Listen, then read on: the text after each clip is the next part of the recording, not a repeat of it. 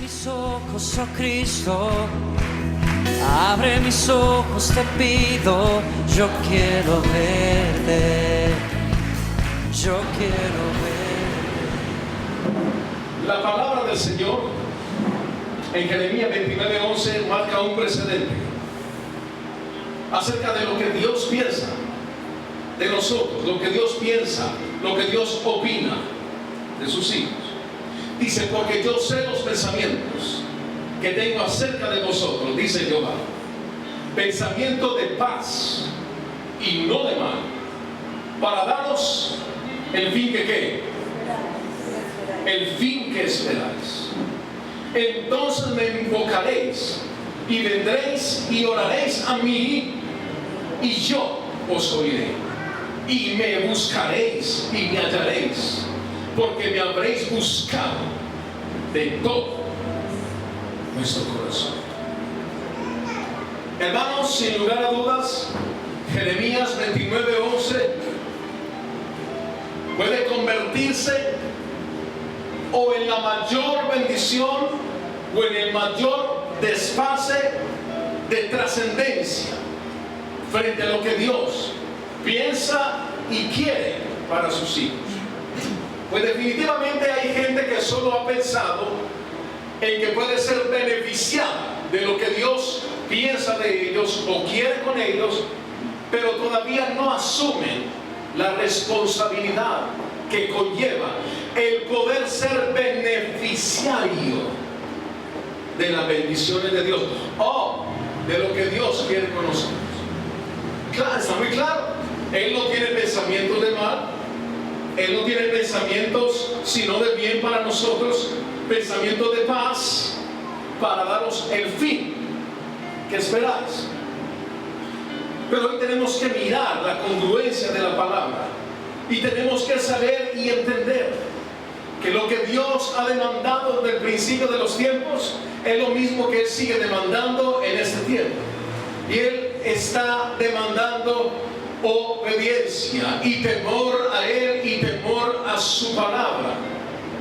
¿Aló?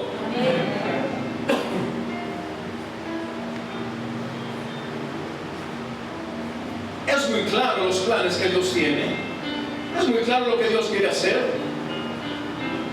pero nosotros debemos entender cómo debemos alinearnos y cómo debemos no menospreciar. Pues no menospreciar no es solamente tener esperanza lo que Dios va a hacer. No menospreciar no es solamente decir yo no quiero los planes de Dios, porque hay mucha gente que dice que quiere los planes de Dios pero no actúa como tal. Y para yo decir que quiero los planes de Dios en mi vida, yo tengo que actuar conforme a lo que está escrito en la palabra del Señor.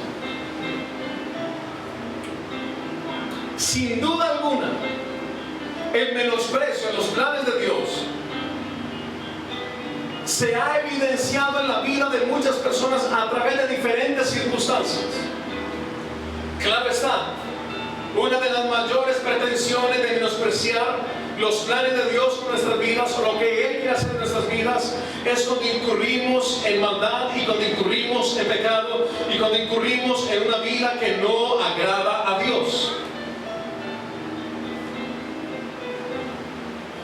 Y hay una gran incongruencia en mucha gente, aún muchos cristianos dentro de las iglesias, que están viviendo mal, están viviendo desordenadamente, están haciendo las cosas como no deben hacerlas, están practicando continuamente el pecado, y ellos creen que porque todavía no ha venido destrucción o todavía no ha venido un castigo, creen que las cosas están bien delante de Dios, pero no están bien las cosas delante de Dios.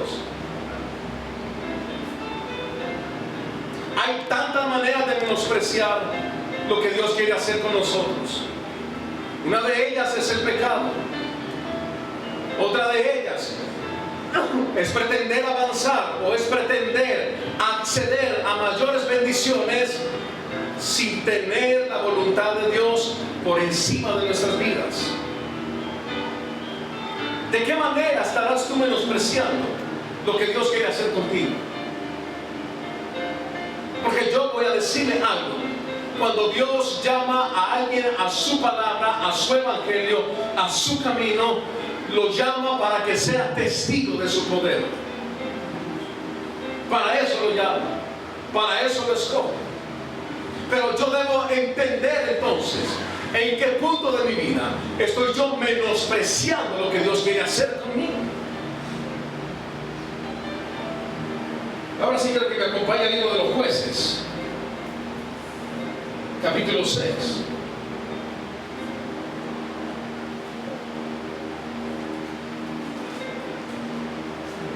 El libro de los Jueces.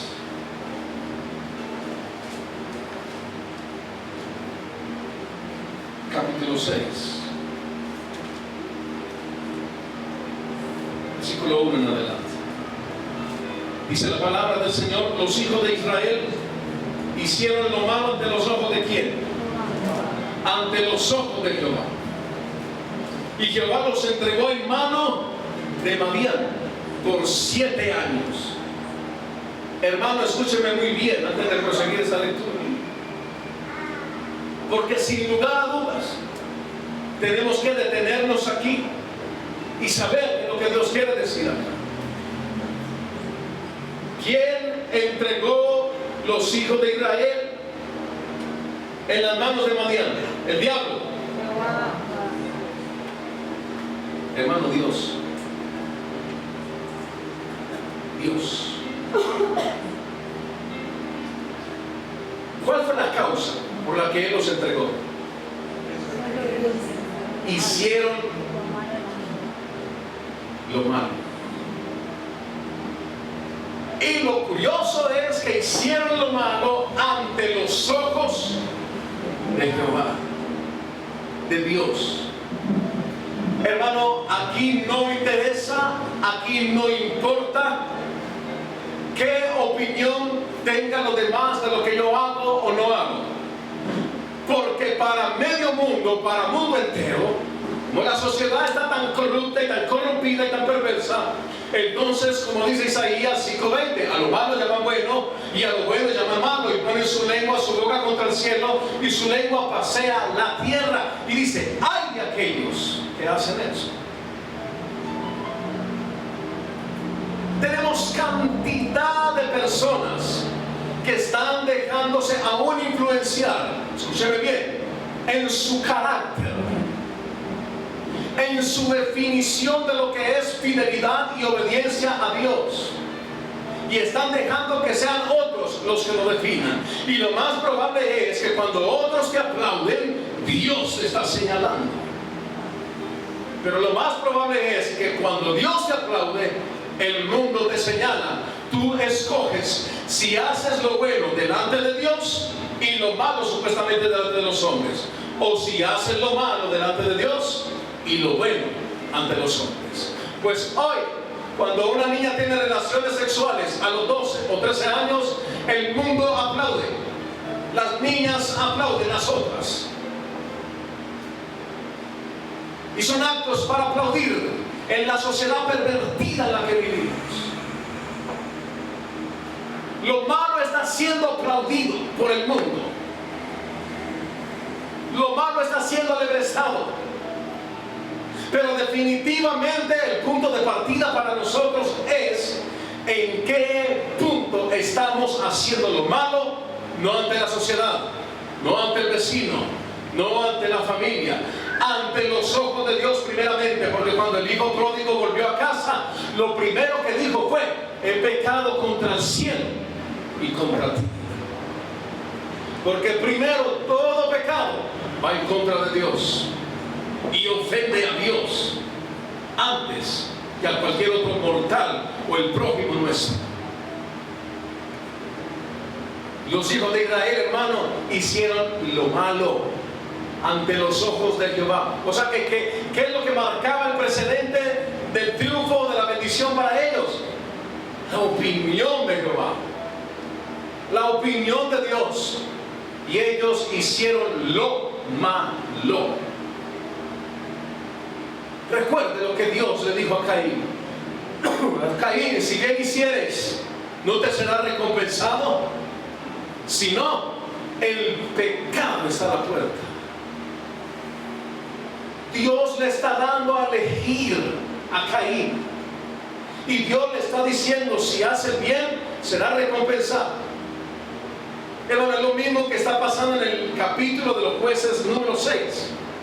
Los hijos de Israel hicieron lo malo ante los ojos de Jehová. Y Jehová los entregó en manos de Madián. Madián es perversidad. Madián es paganismo. Madián es un tiempo difícil para muchos. Y quizás muchos están en Madián pensando que es por culpa del diablo, pensando que es por culpa de demonios. Y es mentiras. Están en Madián porque allí Dios los entregó, porque empezaron a hacer lo malo ante los ojos de Dios. Y la mano de Madián prevaleció o triunfó contra Israel. Y los hijos de Israel, por causa de los madianitas, se hicieron cuevas en los montes y cavernas y lugares fortificados. Pues sucedía que cuando Israel había sembrado, subían los madianitas y amalecitas y los hijos del oriente contra ellos. Subían y los atacaban. Y acampando contra ellos, destruían los frutos de la tierra hasta llegar a Gaza. Y no dejaban que comer en donde. En Israel, ni ovejas, ni bueyes, ni asnos. Hermano, qué escasez tan grande. Versículo 5. Porque subían ellos y sus ganados, y venían con sus tiendas en grande multitud como langostas. Ellos y sus camellos eran innumerables. Así venían a la tierra para devastarla. De este modo empobrecía Israel. Escuche eso. De este modo empobrecía Israel en gran manera por causa de Madián. Y los hijos de Israel, ¿qué hicieron? Clamar a Jehová. Y cuando los hijos de Israel, escuche eso, clamaron a Jehová, ¿a causa de quién? De los buenos vientos, a causa de la buena mar, a causa del confort, a causa de que no había problemas, a causa de que todo estaba bien. No, a causa de que estaban entregados en manos de Madián. Hermano, hay gente que se aleja de la gracia de Dios y solo vuelven a clamar a Dios cuando Dios los entrega a esclavitud. Gente que se aleja de Dios y solo vuelven a clamar a Dios cuando Dios permite circunstancias de dolor en sus vidas. De resto, lo primero que hicieron fue hacer lo malo, pero parece que no les importó hasta que llegaron las consecuencias. ¿Cuántos en algún momento se han visto en esa historia? Ninguno. Qué santitos son todos ustedes. Solo yo me he visto en esa historia. Bendito el Señor. Jehová envió a los hijos de Israel un varón profeta, el cual les dijo: así ha dicho Jehová, Dios de Israel. Escuche eso. Dios de Israel: yo os hice salir de Egipto y os saqué de la casa de servidumbre. Os libré de mano de los egipcios y de mano de todos los que os afligieron, a los cuales eché de delante de vosotros y os di su tierra. Y os dije: yo soy Jehová vuestro Dios. No temáis a los dioses de los amorreos, en cuya tierra habitáis. Pero no habéis obedecido. ¿Qué fue lo anterior que le digo? ¿No qué? No qué. Él les había dicho que no qué. Que no temieran. No temáis. Hermano, una de las peores cosas que ha podido pasar a esta generación de cristianos, a esta generación de evangélicos, a esta generación de aleluyas, los que gritan gloria a Dios, una de las peores cosas que ha podido pasar es que los ha inundado un espíritu de temor. Y estos empezaron a temer, y ahí fue donde empezaron a desobedecer y a no escuchar lo que ya Dios les había dicho a ellos. No temáis a los dioses de los amorreos, en cuya tierra habitáis, pero no habéis obedecido a mi voz. Y vino el ángel de Jehová y se sentó debajo de la encina que está en Ofra, la cual era de Joás Abieserita, y su hijo Gedeón estaba sacudiendo el trigo en el lagar para esconderlo de los madianitas. Y el ángel de Jehová se le apareció y le dijo: Jehová está contigo, varón esforzado y valiente. Hermano, quiero que nos detengamos un poco ahí, porque es interesante que quizás de los muchos o de los tantos guerreros y de corazón valiente que había en el pueblo de Israel, había uno que no estaba calificado para el mismo campamento, no estaba calificado como guerrero ni para guerrero.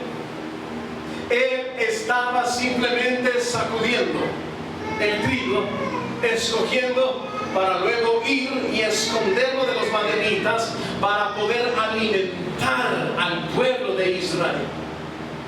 Quiere decir que había uno estimado ante los demás como poco, pero en quien Dios ya había puesto sus ojos. Quiere decir que había uno que no estaba calificado como guerrero, pero ante los ojos de Dios, Dios ya tenía un propósito con él, y sería él el que libraría a Israel de la opresión en la cual se encontraba. Hermano, mientras los guerreros y los de corazón aguerrido y valiente estaban callados, aprisionados y subyugados, temiendo, había uno que no estaba temiendo, y era Gedeón. Sin ser guerrero y sin tener la posición de guerrero, había uno que no estaba temiendo y estaba obrando a favor de los israelitas, sacudiendo el trigo para luego guardarlo. ¿Qué fue lo que le dijo Dios? Varón esforzado y valiente. Y Gedeón le respondió: ah, Señor mío, si Jehová está con nosotros, ¿por qué nos ha sobrevenido todo esto? ¿Y dónde están todas sus maravillas que nuestros padres nos han contado diciendo: ¿no nos sacó Jehová de Egipto? Y ahora Jehová nos ha desamparado y nos ha entregado en mano de los madianitas. Y mirándole Jehová, le dijo: ve con esta tu fuerza y salvarás a Israel de la mano de los madianitas. ¿No te envío yo? Entonces le respondió: ah, Señor mío, ¿con qué salvaré yo a Israel? He aquí que mi familia es pobre en Manasés, y yo el menor en la casa de mi padre. Jehová le dijo: ciertamente yo estaré contigo, y derrotarás a los madianitas como a un solo hombre. Y él respondió: yo te ruego que si he hallado gracia delante de ti, me des señal que tú has hablado conmigo.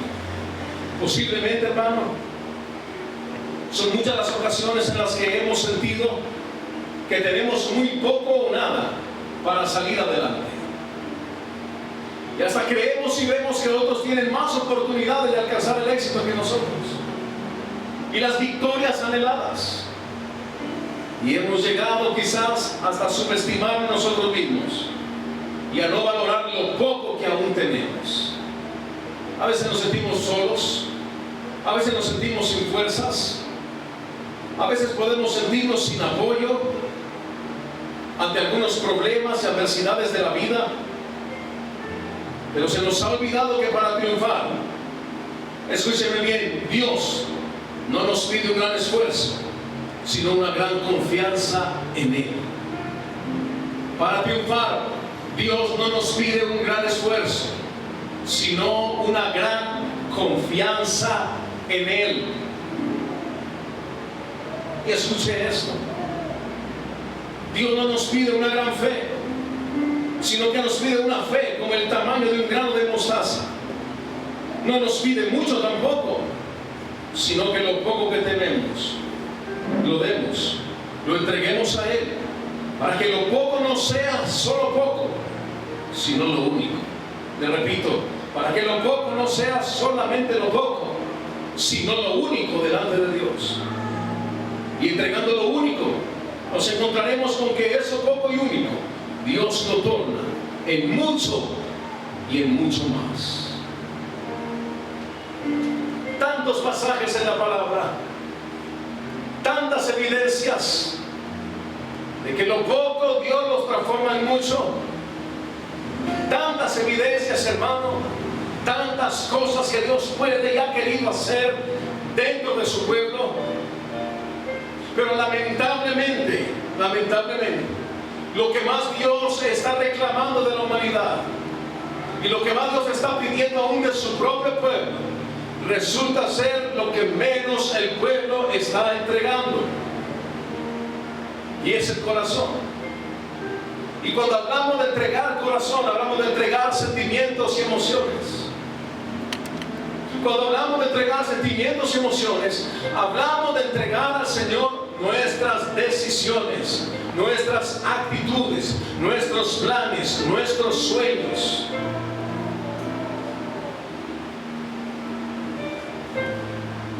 Yo no sé cuántas personas acá hayan tenido fracasos en sus vidas, frustraciones, decepciones.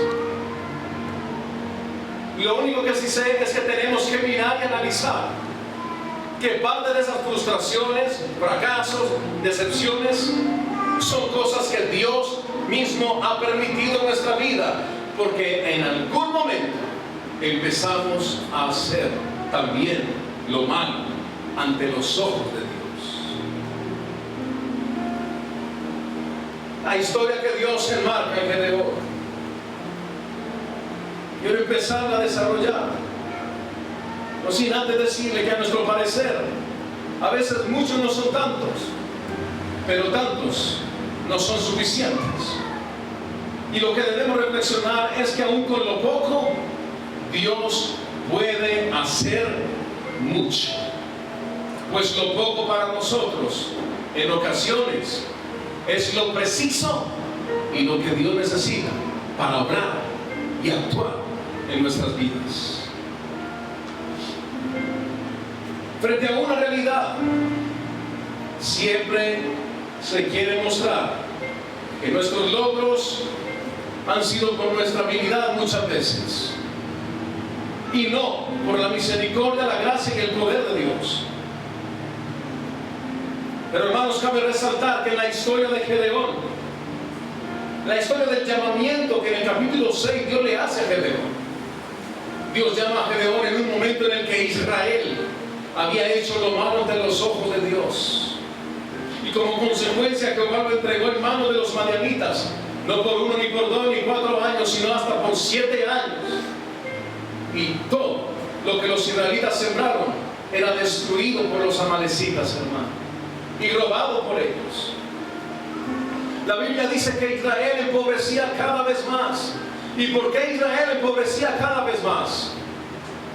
Por 2 razones: porque habían hecho lo malo de los ojos de Jehová, y porque habían desobedecido su voz. Él les había dicho: no temáis delante de los dioses de ellos, no temáis.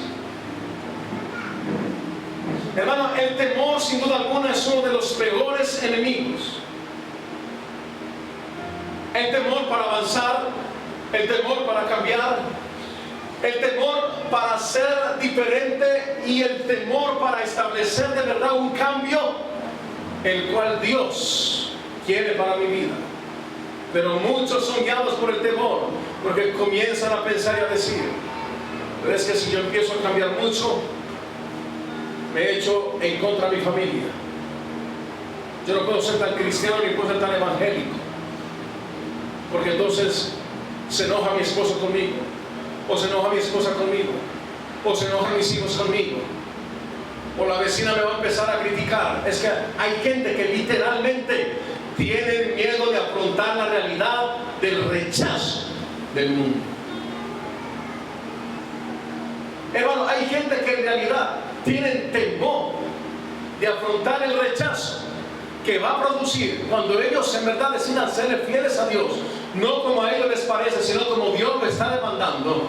Ellos saben que automáticamente están esperando un rechazo de los compañeros de la universidad. Entonces muchos no hablan y no testifican y se quedan callados. Los compañeros del colegio, los compañeros del barrio, las amigas, los vecinos, los familiares.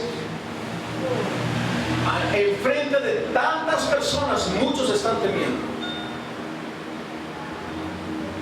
No, es que si yo digo que yo voy a la iglesia, ya me empiezan a tratar diferente. Pues mejor que te traten diferente. Y voy a decirte algo: si te tratan con menosprecio y vituperio, mejor para ti.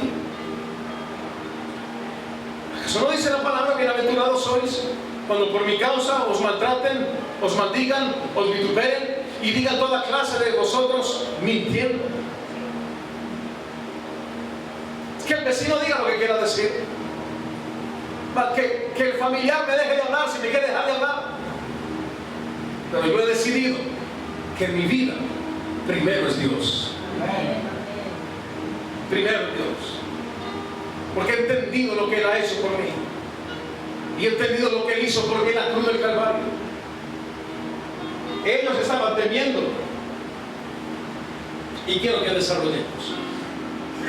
Y quiero que miremos una cosa: la manera como Dios ve a Gedeón. En el capítulo 6, versículo 12.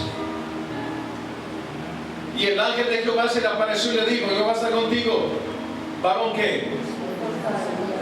¿Cómo está viendo Dios a Gedeón? Lo está viendo como un varón valiente y un varón esforzado, hermano. Y la pregunta que surge es: ¿cómo nos estará viendo Dios a nosotros? ¿Como valientes, esforzados? ¿O como temerosos que canjean las verdades de la palabra y canjean las verdades del Evangelio? ¿Cómo nos estará mirando Dios?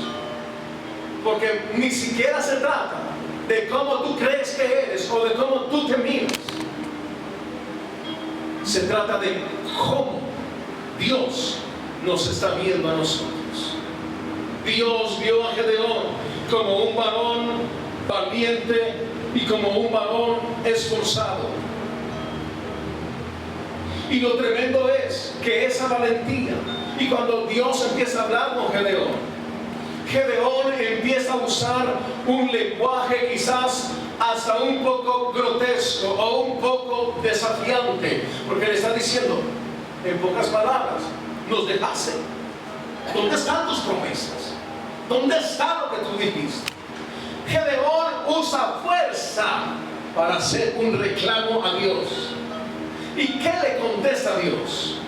Con la fuerza que se hace un reclamo, hermano, es la misma fuerza que se debe usar para actuar. Versículos 13 y 14, vean cómo Dios le contesta a Gedeón. Y Gedeón le respondió: Señor mío, si Jehová está con nosotros, ¿por qué nos ha sobrevenido todo esto? ¿Y dónde están todas sus maravillas que nuestros padres nos han contado, diciendo: no nos sacó Jehová de Egipto? Y ahora Jehová nos ha desamparado y nos ha entregado en manos de madianitas. En pocas palabras, Gedeón está diciendo: ¿dónde está la evidencia de la historia? ¿Dónde está el recuento histórico? ¿Dónde está lo que dicen que tú eras? Y mirándole Jehová, le respondió y le dijo: ve con esta tu fuerza y salvarás a Israel de mano de los madianitas. ¿No te envío yo? ¿Con cuál fuerza le está diciendo Dios que vaya? Pues con la misma que está haciendo el reclamo. Hermanos, a veces somos tan prontos para cuestionar lo que Dios haga o no haga, hizo y no está haciendo supuestamente, pero tenemos que usar esa misma determinación y fuerza es para actuar frente a las circunstancias. Y sobre todo, hermano, hacer un análisis. Que lo que Dios siempre hizo con Israel, después de sacarlo de Egipto, llevarlos por el desierto, tratar con ellos en el desierto, lo hizo no porque estaba obligado, Lo hizo por amor y misericordia. Por amor y misericordia. Jamás pretendamos hacerle un reclamo a Dios como si ellos tuvieran la obligación de gestionar para nuestras vidas las soluciones que necesitamos. Pero bueno, si en algún momento has hecho una oración desafiante, si en algún momento has hecho una oración parecida a la de Gedeón, tendrás que entender que con la fuerza que has dicho o con la fuerza que has reclamado a Dios, en esa misma fuerza tendrás que actuar. Porque esto no se trata de hablar, esto se trata de actuar. Gedeón estaba actuando según el propósito de Dios, aún sin él saberlo y sin él entenderlo. Dios estaba entretejiendo sus planes, no solo para Gedeón, sino para todo Israel. Tercero, Gedeón sentía menosprecio por sí mismo, porque en el versículo 15, versículo siguiente, Gedeón muestra ver un menosprecio, pero Dios le dice: yo estaré contigo. Y es normal, hermano, quizás el menosprecio que Gedeón podía tener por sí mismo, porque él no era un guerrero. Él simplemente era uno que estaba sacudiendo el trigo para escogerlo y para dar de comer. Pero que Dios viene y le dice lo más grande que alguien puede escuchar. Dios le dice: ve, que yo estaré contigo. Hermano, una de las cosas en las que tú y yo tenemos que asegurarnos para cualquier decisión, para cualquier cambio, para emprender cualquier plan, para ejecutar cualquier cosa, asegúrate que Dios te haya dicho que estará contigo. Asegúrate de eso. Asegúrate que Dios esté contigo.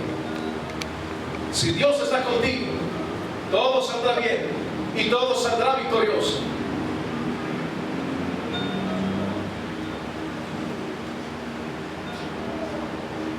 Hermano, Dios pone a prueba la lealtad, la obediencia y la fidelidad de Gedeón. Versículo 25 del mismo capítulo.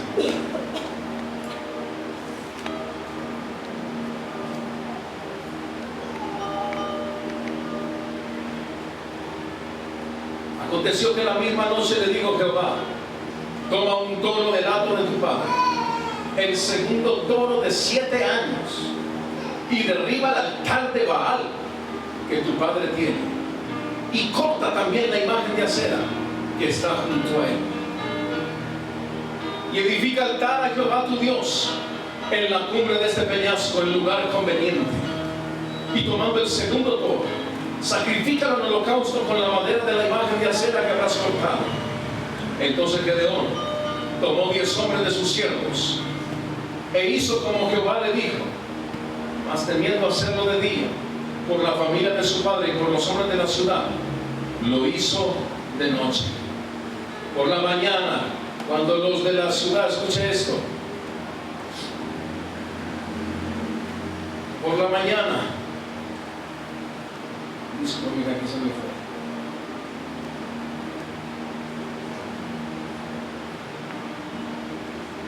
Cuando los de la ciudad se levantaron, he aquí que el altar de Baal estaba derribado y cortado la imagen de acera que estaba junto a él. Y el segundo toro había sido ofrecido en holocausto sobre el altar edificado. Y se dijeron unos a otros: ¿quién ha hecho esto?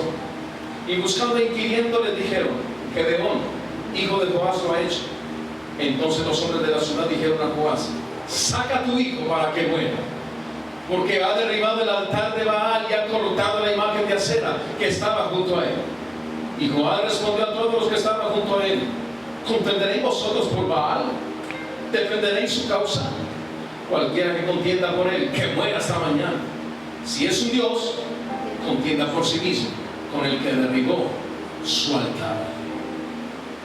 Hermano, Dios está y ha aprobado la obediencia y la lealtad de Gedeón, aún por encima de la lealtad que él debía tenerle a su padre terrenal. Tremendo eso. Con razón el apóstol Pablo dijo: es necesario obedecer a Dios antes que a los hombres. Y esto lo está haciendo aquí Gedeón. Yo le digo: vas a ir, vas a cortar, vas a derribar ese altar de Baal, y la imagen de Acera también la vas a cortar. Claro, sin duda alguna esto no se trata de que usted mañana, cuando vaya de visita a algún familiar, usted va a llegar poniéndole piedra al cuadro del Sagrado Corazón de Jesús y poniéndole martillo a la muñequita que hay de Semiramis o de Acera. No es María, es que esa no es María. Esa es una diosa pagana la que hay por ahí. No quiere decir eso. Pero lo que sí quiere decir, hermano, es que tenemos que anteponer nuestra obediencia y nuestra lealtad primero a Dios antes que a los hombres. Y que lo que Dios, escuche bien, lo que Dios está mandando a Gedeón a renunciar, simbológicamente o hipotéticamente para nosotros, Dios le está diciendo es que renuncie a una tradición religiosa.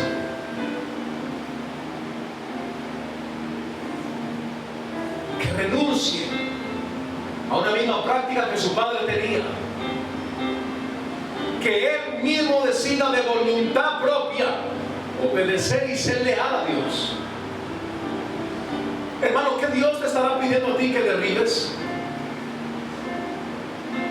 ¿A qué Dios te estará llamando a ti a que renuncies? ¿Qué Dios te estará demandando? ¿Será que estás más preocupado por agradar a tus amigos que a Dios? ¿Estarás más preocupado por agradar a tu novio o a tu novia que a Dios? ¿Estarás más preocupado por agradar al vecino que a Dios? ¿Estarás más preocupado por agradar a tu familia que a Dios? Dios está demandando obediencia y lealtad, hermano. Las cosas no han cambiado. Dios sigue demandando lo mismo. Obediencia y lealtad. Pero al parecer estamos en el tiempo donde a muchos les da miedo perder amistades, pero no les da miedo perder a Dios. Ellos creen que nunca van a perder a Dios. O se equivocan, si pueden perder a Dios. Porque Jesús dijo y estableció en su palabra: cualquiera pues que poniendo su mano en el arado y mira hacia atrás, no es digno, escuche bien, no es digno de ser mi discípulo. Todavía Jesús la pone más fuerte y más áspera aún: el que no aborrece padre y madre no es digno de ser mi discípulo. Claro, la expresión aborrecer no es una expresión de odio. La expresión de aborrecer es una expresión de primordialidad. Quien no me tenga a mí por encima de su padre, quien no me tenga a mí por encima de su madre, no es digno de ser mi discípulo. Ay, hermano, si eso es con padre y con madre, ¿cómo era de ahí para abajo con el resto? ¿Qué? Hay gente que por encima de Dios no tiene ni a su padre ni a su madre, sino a la novia o al noviecito. Ninguna amenaza. Silencio aquí.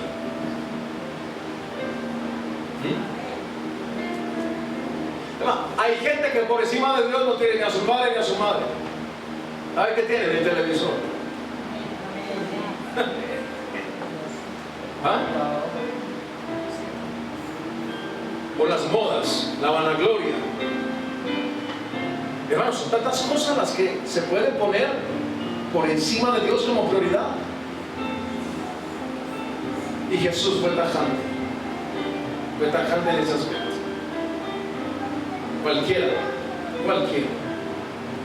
que pone su mano y le da agua, cualquiera que no me pone a mí en primer lugar, en pocas palabras, no es digno de ser mi discípulo. O sea, ni se atreva a seguirme, porque no va, lo que está diciendo Jesús es, ni se atreva a seguirme porque no va a ser capaz con la demanda. Hermano, la vida del Evangelio es una vida de demandas, no es una vida de reclamos. Hay gente que es lo que más le reclama a Dios que lo que escuchan las demandas que Él está haciendo de ellos.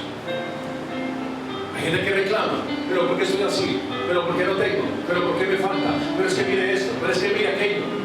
Y se la pasan haciendo una cantidad de reclamos y ellos no están escuchando las exigencias y las demandas que Dios tiene sobre sus vidas. La gente solamente quiere tener a Dios como si Dios fuera la lámpara de Aladino. Frotamos con unos cuantos actos religiosos. Frotamos la lámpara con ayuno. Frotamos la lámpara con un poquitico de oración. Frotamos la lámpara viendo la iglesia. Frotamos la lámpara leyendo la Biblia. Frotamos la lámpara y queremos que el genio salga. Pues lo siento mucho, pero Dios no es el genio de la lámpara. Dios no se mueve ni porque oremos, ni porque leamos, ni porque ayunemos, ni porque cantemos. Dios se mueve cuando obedecemos. Cuando obedecemos.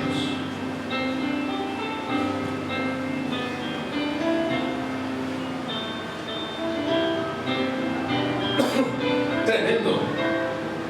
Dios pone a prueba la lealtad y la obediencia. Hermano, ¿en qué área estará Dios poniendo a prueba tu lealtad y tu obediencia? ¿En qué área? Piénsalo. Por favor, reflexiónalo. ¿En qué área? Porque voy a decirle algo. El pueblo de Israel sale de Egipto después de 400 años de esclavitud. Cuando van al desierto, como ven que la cosa no está suave y la cosa no está fácil, ellos empiezan a decirle a Moisés: ¿por qué nos trajiste acá a morir en el desierto? No, nos hubiera dejado en Egipto. En Egipto teníamos ollas de carne para comer. Ollas de carne teníamos en Egipto. Y era verdad o era mentira. Era verdad. ¿Pero a qué precio? Al precio de la esclavitud,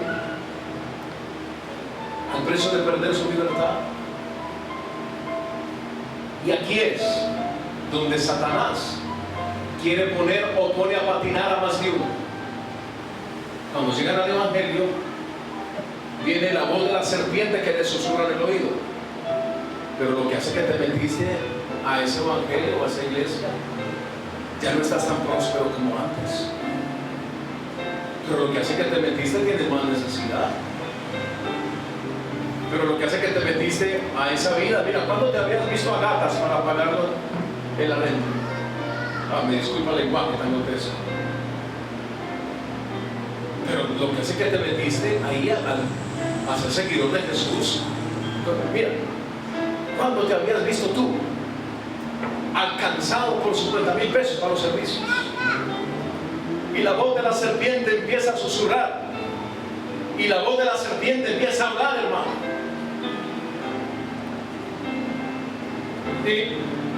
Y posiblemente la realidad de muchos puede ser esa. Pero yo voy a decirle algo. Yo prefiero necesidad y aflicción con Dios, y no abundancia y prosperidad sin Dios. Y voy a decir algo. Hay gente dentro del Evangelio, que tienen abundancia y prosperidad, y ellos creen que fue Dios el que se las dio. Dios no está con ellos. Porque ellos no han obedecido sus mandamientos, sus estatutos, sus palabras. Porque ellos han tergiversado, ellos han cambiado principios reales, doctrinales, por lo que ellos mismos puedan hacer, o por lo que ellos mismos puedan decretar o declarar.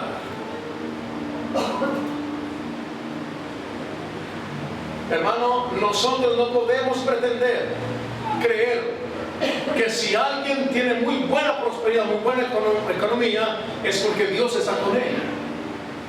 Entonces Dios está con Bill Gates o con Carlos Slim. Entonces esa gente tiene una franquicia de Dios. Entonces la prosperidad no es sinónimo de que Dios esté, por lo menos la prosperidad económica. Pregúntenle a los hijos de Israel.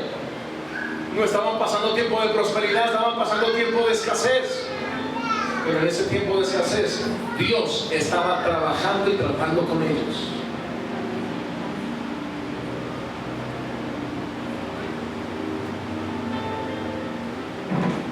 Hermano, Dios le quita a Gedeón. Es mi quinto punto. Dios le quita a Gedeón su apoyadero humano y quizás el número con el que él pensaba que tendría la victoria. Gedeón va a la batalla con 32,000 hombres, hermano. 32,000 hombres. Y es tremendo al número que Dios se lo rebaja. Pero de esos 32,000 se devolvieron 10,000. O sea que quedaron 22,000. Pero de esos 22,000, solamente 300 calificaron. O sea que ¿cuántos más sobraron? 21,700. Vamos allá. Gedeón, capítulo 7, o de Jueces, capítulo 7.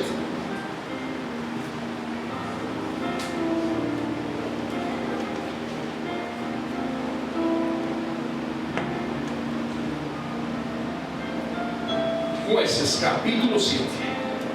Dice: levantándose pues de mañana, versículo 1, Jerobbaal, el cual es Gedeón, y todo el pueblo que estaba con él, acamparon junto a la fuente de Arón, y tenía el campamento de los madianitas al norte, más allá del collado de Moré, en el valle. Y Jehová dijo a Gedeón: el pueblo que está contigo es mucho, para que yo entregue a los madianitas en su mano. No sea que se alabe Israel contra mí diciendo: mi mano me ha salvado. Ahora pues, haz pregonar en oídos del pueblo diciendo: quien tema y se estremezca, madrugue y devuélvase desde el monte de Galad. Y se devolvieron de los del pueblo 22,000. ¿Y quedaron cuántos? Quedaron 10,000.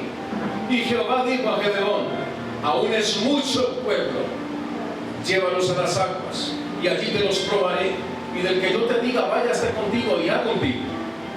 Mas de cualquiera que yo te diga, este no vaya contigo, el tal no irá. Entonces llegó el pueblo a las aguas. Y Jehová dijo a Gedeón: cualquiera que lamiere las aguas con su lengua, como lame el perro, a aquel pondrás aparte. Asimismo, a cualquiera que se doblare sobre sus rodillas para beber. Y fue el número de los que lamieron, llevando el agua con la mano a su boca, 300 hombres. Y todo el resto del pueblo se dobló sobre sus rodillas para beber las aguas. Hermano, qué interesante y qué tremendo lo que Dios le está comunicando a Gedeón. Cualquiera que lamiere como un perro las aguas, ponlo aparte. Hermano, ¿usted ha visto a un perro lamer agua? El perro no dobla sus rodillas cuando está lamiendo agua. El perro se queda de pie. Diferente a la postura cuando está comiendo. Quiere decir que lo que Dios está diciéndole a Gedeón es: los que laman sin ponerse de rodillas es porque esos están alerta.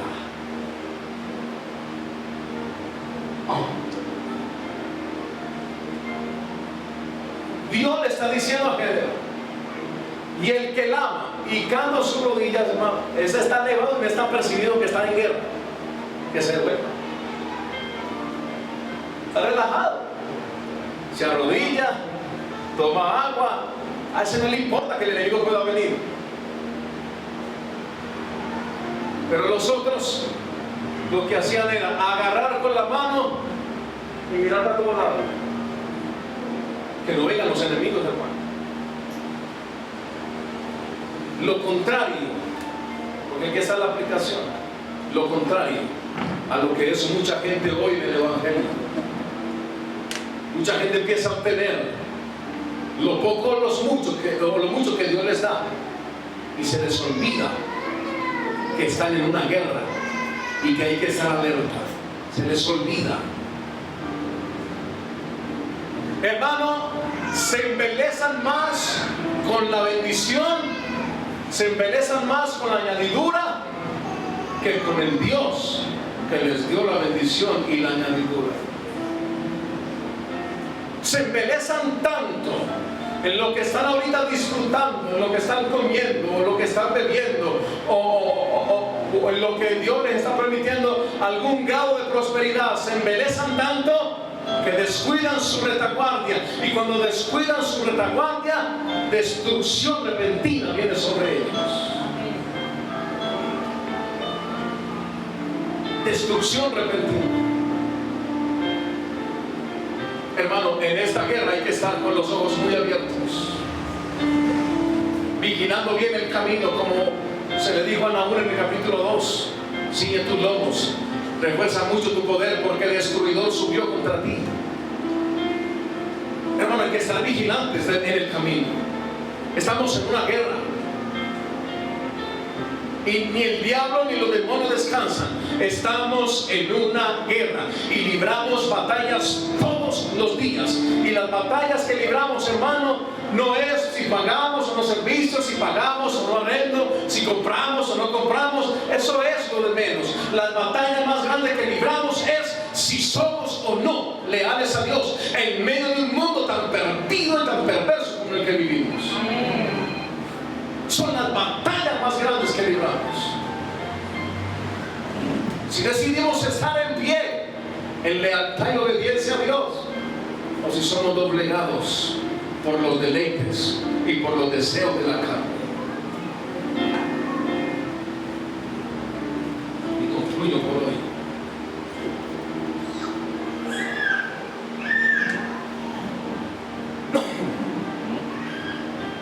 Entonces Dios le quita a Gedeón su apoyadero humano. Hermano,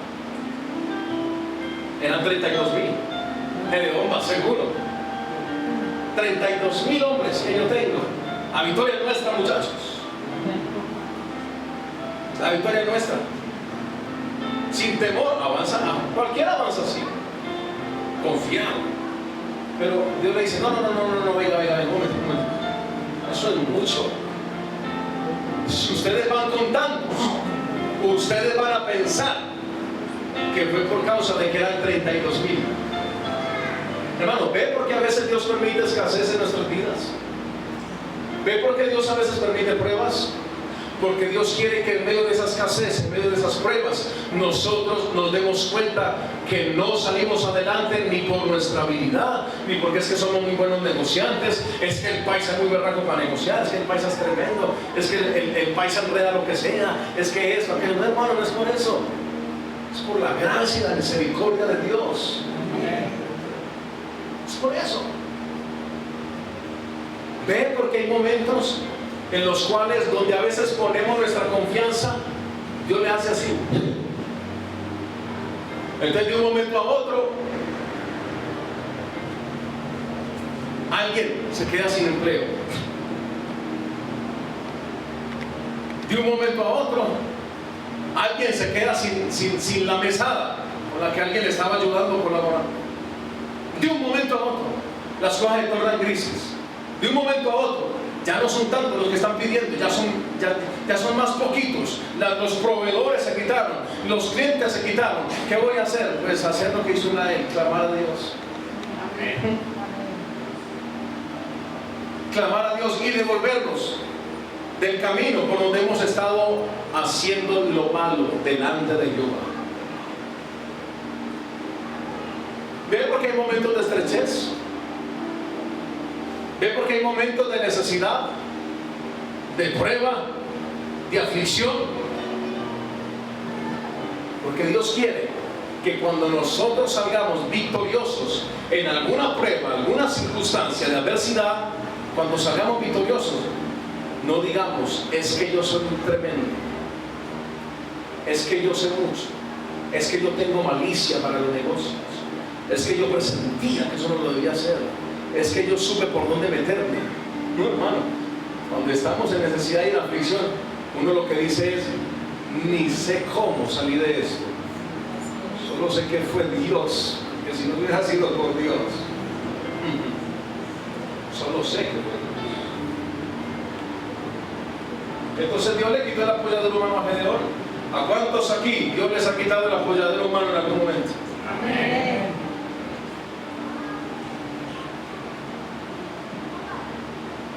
Gedeón se despide de muchos hombres con los cuales él pensaba que iba a lograr la victoria. Y con Gedeón se quedan no los que Gedeón quería, sino los que Dios dejó. Con Gedeón se quedan no los que Gedeón pidió, sino los que Dios le dio. 300, hermano, de 32,000 bajar a 300. Eso solo tiene un nombre. ¿Sabe qué nombre?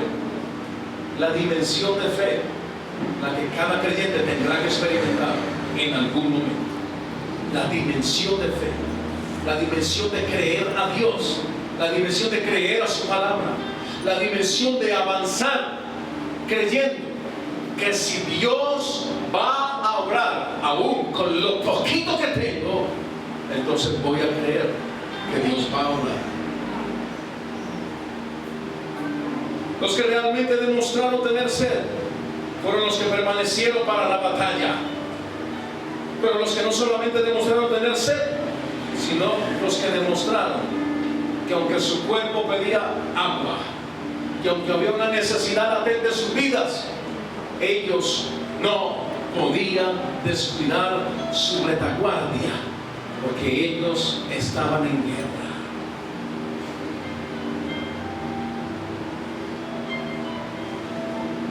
Hermano, cuando Dios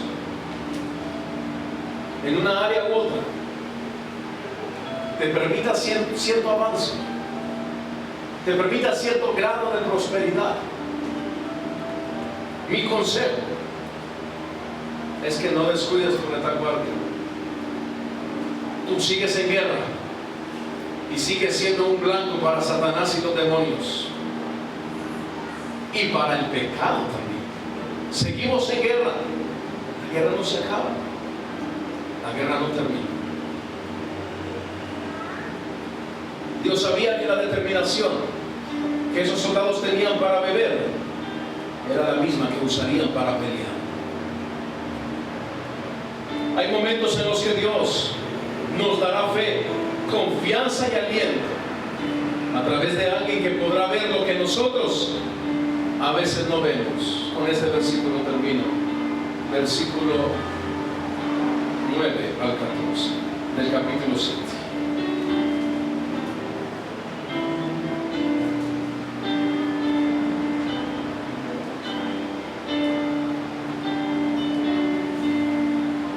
Aconteció que aquella noche Jehová le dijo: levántate y desciende al campamento, porque yo lo he entregado en tus manos. Y si tienes temor de descender, baja tú con Pura, tu criado, al campamento, y oirás lo que habla. Y entonces tus manos se esforzarán y descenderás al campamento. Y él descendió con Pura, su criado, hasta los puestos avanzados de la gente armada que estaba en el campamento. Y los madianitas, los amalecitas y los hijos del oriente estaban tendidos en el valle, como langostas en multitud. Y sus camellos eran innumerables como la arena que está a la ribera del mar, en multitud. Cuando Gedeón llegó, escucha, He aquí que un hombre estaba contando a su compañero un sueño, diciendo: he aquí yo soñé un sueño. Veía un pan de cebada que rodaba hasta el campamento de Madián, y llegó a la tienda y la golpeó de tal manera que cayó, y la trastornó de arriba abajo, y la tienda cayó. Y su compañero respondió y dijo: esto no es otra cosa sino la espada de Gedeón, hijo de Joás, varón de Israel. Dios ha entregado en sus manos a los madianitas con todo el campamento. Tremendo. ¿A quién Dios le mostró la victoria? A Gedeón. Hermano, la mayor parte y el mayor tiempo de nuestro trasegar en este camino siempre será un camino de fe. Dios no le demostró a Gedeón la batalla, no se la mostró a él. El sueño no fue para Gedeón, el sueño fue para otro. Fue otro el que soñó. Y cuando lo estaba hablando, Gedeón había bajado y escuchó. Y por ahí derecho también escuchó la interpretación. Otro dijo: esto no es más que la espada de Gedeón.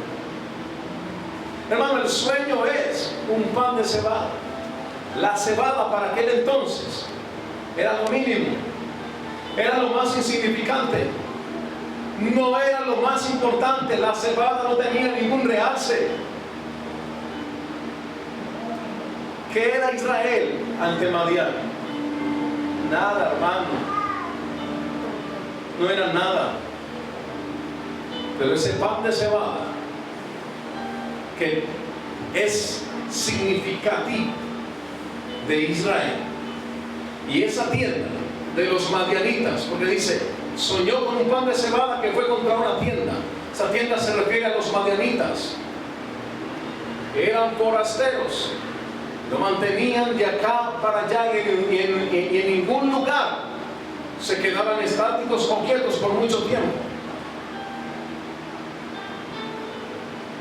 Dios usará a otros, hermano, para testificarle a usted, o para decirle a usted de parte de Dios que usted con Dios sí puede hacerlo, que usted con Dios sí puede lograrlo. Y no me refiero a alcanzar riquezas, y no me refiero a alcanzar lo material, que usted con Dios sí puede vencer el pecado, y sí puede vencer la tentación. Porque el mayor peligro y el mayor problema del ser humano no se llama materialismo, no se llama escasez, no se llama pobreza. Ese no es el problema del ser humano. El problema del ser humano sigue siendo el mismo: pecado. El pecado es el mismo problema que ha afectado a la humanidad por siglos. El problema no es si hay o no hay, el problema es si es rico o es pobre. El problema no es ese, hermano. El problema es el asedio del pecado. Cierre sus ojos ahí donde usted está y dele gracias al Señor, para que por hoy concluyamos esta palabra.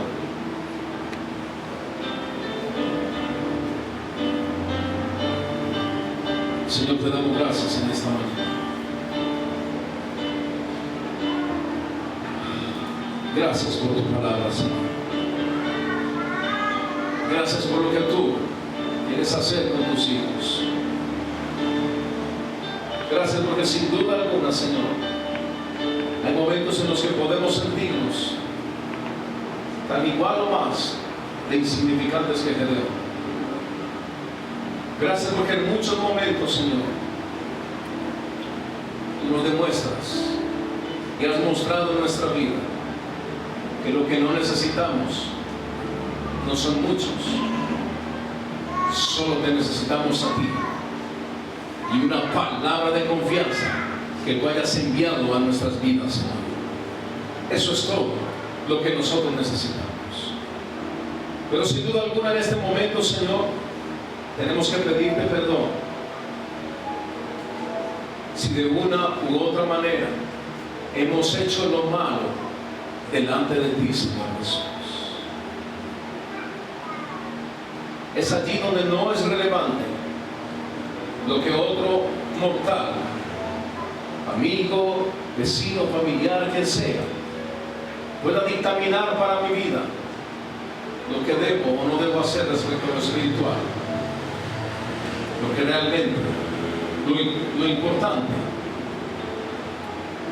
es con qué ojos tú me estás mirando, Señor. Lo importante es si te estoy agradando a ti o no. Lo importante es que yo me cuide y hacer lo malo ante tus ojos, Señor. Porque Israel tuvo que pagar muy cara la consecuencia de haber hecho lo malo. Le entregaste a manos de Madián por 7 años. 7 años de esclavitud en Madián. Señor, y quizás muchos de nosotros tendremos que evidenciar y tendremos que pensar con el corazón abierto en gran parte de nuestra necesidad, aunque a su vez sea una prueba para nuestras vidas, a su vez puede ser la evidencia también de que es la consecuencia de hacer lo malo delante de ti, Señor. Hoy te pedimos perdón en el nombre de Cristo Jesús y te pedimos por favor que alumbres los ojos de nuestro entendimiento con la luz de tu palabra, Señor, y que podamos ver y entender realmente lo que tú estás exigiendo de nuestras vidas y lo que estás demandando de nuestras vidas, Señor. Señor, perdónanos por en algunos momentos hacer más importante la opinión de otros que la opinión tuya para nuestras vidas. Te pedimos perdón, nos arrepentimos, nos humillamos de corazón, nos arrepentimos ante tu altar, Señor Jesús. Te pedimos perdón. Pídele perdón a Dios. Su palabra dice: venid a mí y estemos a cuentas. Tus pecados fueren como la nieve, se emblanquecerán. Si fueren rojos como el carmesí, vendrán a ser como blanca lana. Estemos a cuentas delante del Señor. Y permite que el Espíritu Santo ilumine aquello en lo que has estado haciendo lo malo delante de Dios. Teniendo en cuenta, mi amado hermano y hermana, que lo malo ante los ojos de Dios no es simplemente lo que tiene sustancia de pecado y de maldad. Lo malo ante los ojos de Dios es lo que Él nos esté pidiendo, aunque no haya pecado ni maldad en ello. Pero Él está demandando obediencia y lealtad en nuestras vidas. Obediencia y lealtad. Señor, te damos muchas gracias. Gracias por tu palabra, pero sobre todo gracias por la misericordia que tienes para con nosotros, Señor. Eres tan bueno y eres tan misericordioso. A pesar de nuestras faltas, a pesar de nuestras fallas, errores y pecados, tú permaneces fiel, porque tú no puedes negarte a ti mismo. Aunque nosotros fuéramos infieles, tú permaneces fiel, Señor. Te damos gracias en el nombre de Jesús. Señor, quiero agradecer por cada persona que de su corazón y de su voluntad haya decidido traer hoy una ofrenda, un diezmo, una contribución para tu obra, Señor. Tu palabra dice: nadie dé con tristeza ni por necesidad, porque Dios ama al dador alegre. Señor, muchas gracias, porque de lo mismo que tú has entregado a nuestras vidas, es de lo mismo que nosotros damos a ti, Señor. Y lo que damos, no lo damos por obligación, no lo damos por imposición, lo damos por gratitud, por agradecimiento a lo que tú has hecho en nuestras vidas. Y tu palabra dice: cada quien el primer día de la semana aparte algo para el Señor según haya prosperado. En el nombre de Cristo Jesús, Te damos gracias, Señor, por favor. Lleva con bien a los que salen de este lugar hacia sus hogares, lugares de destino. Que toda gracia y todo favor esté con nosotros. En el nombre de Cristo Jesús. Amén. Y amén. Abre mis ojos, oh Cristo. Abre mis ojos, te pido. Yo quiero verte. Yo quiero verte.